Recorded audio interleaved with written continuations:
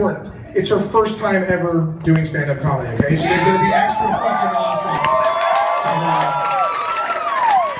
Give her all your love, right? It takes a lot of balls or not balls to come up here and do it. All right, so give her all your love. She'll get back to you tenfold, I'm certain of it. Please warmly welcome Miss Holly Clark, ladies and gentlemen.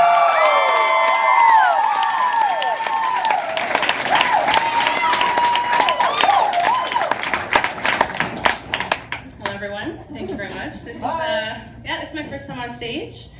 Yes, and this is one of many firsts for me actually. I'm recently single. Yes. Woo! Hard to believe, I know. I've been doing a lot of new things with my time actually. You know, I've discovered this new activity. Well, I wouldn't really call it an activity. It's something I like to call single laziness, which can be a lot of different things. But for me, it's lying down in my bed. Usually in the starfish position, watching Netflix and eating Nutella from the jar. It's really great. You know, it's actually just been really interesting to see how far my laziness will take me. For instance, the other day I was lying in bed starfishing, and I was so lazy I fell asleep with my vibrator still in me.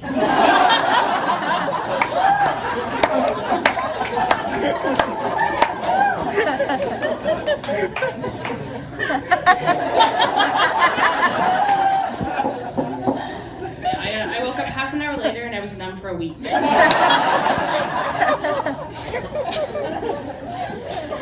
know, being lazy is the only thing I've been doing since I've been single. I've been doing a lot of new things. Like, I think being single is a really good time, you know, for yourself in your life, just to get to know yourself, do things you enjoy. I've been going biking a lot recently. Do I have any bikers in the audience? The only thing is, like, there's a lot of construction in the city this time of year, right? So, like, there's a lot of potholes on Main Street where I bike. So, like, you see all these cars, like, getting pissed off, like, swerving out of the way and swearing, you know? I've been kind of doing the opposite, though. I find I've been going for the potholes. Yeah, I had, like, 10 orgasms on the way to work this morning. It's kind of a good start to the day. It's actually going to be disappointing when they finish the construction on Main Street and have to find a new route to work. What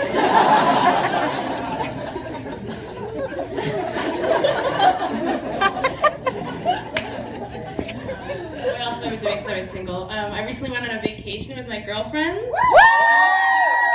So I'm here tonight, told them not to come. I honestly think that everyone should do the all-inclusive thing at least once in their lives. You know, like, it's so great. It's like being a baby again, you know? Like, they feed you, they pamper you, they change the sheets when you shit yourself, you know? Like, it's just, like, such a nurturing environment.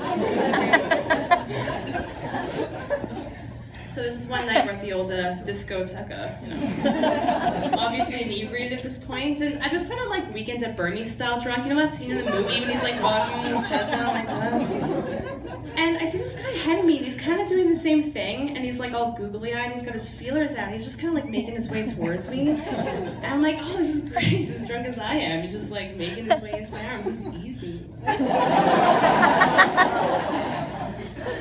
So as the drunken forces of nature would have it, we just sort of like gravitated towards each other and started making out, you know. When in Rome, right?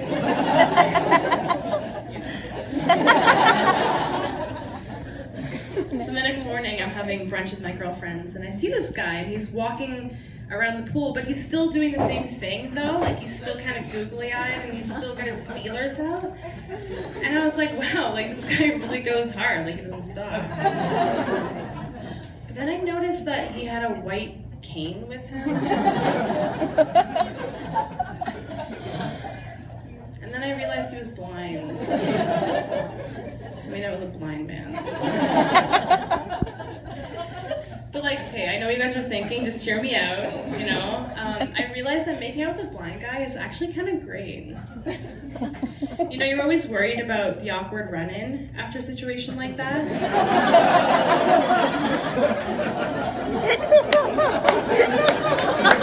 Wait for it.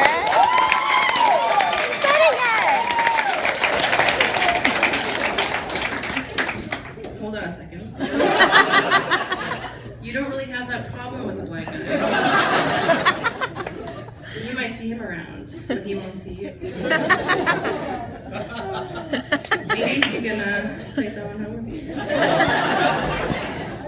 No, honestly, in all honesty, I should do more honorable things with my time, you know? Like, I've got all this free time, I'm single, I've been thinking about volunteering, actually, you know? Does anyone in Ottawa know where you can read to the blind?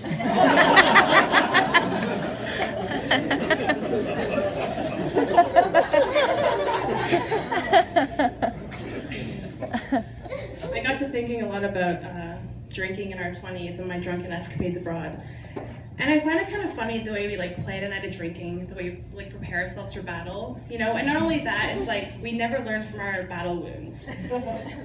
Like being hungover is the one awful day that we not only will willingly enter into, we actually plan it out extensively. Like I got a call from my friend this week, she's like, oh, let's do drinks on Saturday night. And I was like, oh, Saturday? Yeah, see, I'm actually kind of busy on Saturday. I stumble in still drunk around 5 a.m. And then I wake up drunk around noon. Question my life choices till about 2. Some light vomiting till about 4.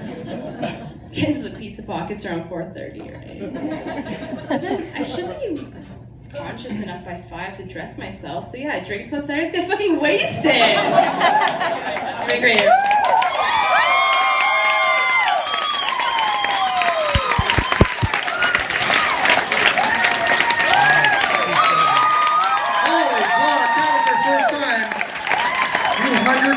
People broke their cherry. That was the thing that happened. Ladies and gentlemen, over your next act up on the stage right now. He's a very, very funny guy.